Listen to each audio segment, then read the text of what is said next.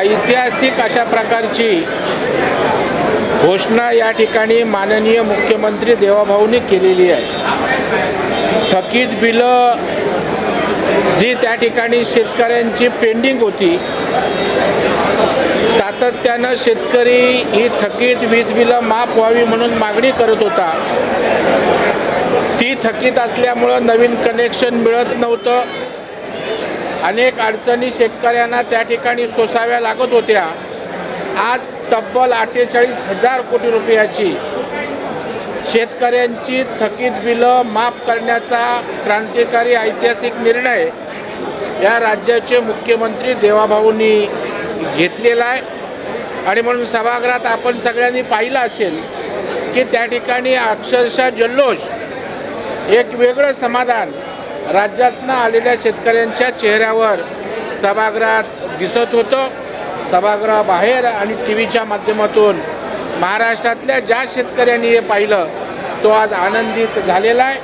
मी खरोखर राज्यातल्या शेतकऱ्यांच्या वतीनं या राज्याचे लाडके लोकप्रिय मुख्यमंत्री देवाभाऊंच्या प्रती शेतकऱ्यांच्या वतीनं कृतज्ञता व्यक्त करतो। नाही, मला वाटतं ठीक आहे, उशिरा का होईना त्यांनी भूमिका घेतली आहे, कारण हे बिल त्या ठिकाणी आलं होतं। परंतु काही लोकांनी त्या ठिकाणी सपोर्ट न केल्यामुळे महिलांचं एक क्रांतिकारी अशा प्रकारचं बिल त्या ठिकाणी प्रलंबित राहिलं आहे।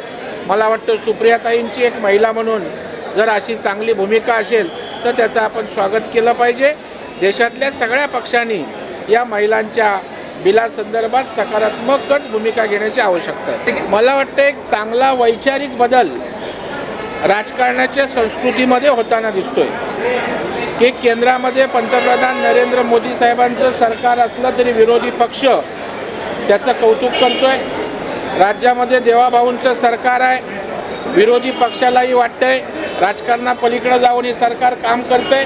आणि मला तर वाटतं या विरोधकांच्या कौतुकातनं एक राजकीय संस्कृती त्या ठिकाणी पुन्हा एकदा पाहायला मिळते असं मला वाटतं। जेवढे पक्षात त्या ठिकाणी येतील, मोदी साहेबांच्या सरकारला किंवा आमच्या राज्य सरकारला पाठिंबा देतील, त्यांचं स्वागतच त्या ठिकाणी असेल। आणि NDAमध्ये जेवढे चांगले पक्ष त्या ठिकाणी येतील, सहकार्य करतील, त्याच्या बाबतीत त्या ठिकाणी नाक मुरडण्याचं काही कारण आहे असं मला वाटत नाही। NDA भक्कम आहे आणि जेवढे NDAला सपोर्ट करतील ते त्या ठिकाणी स्वागत आहे।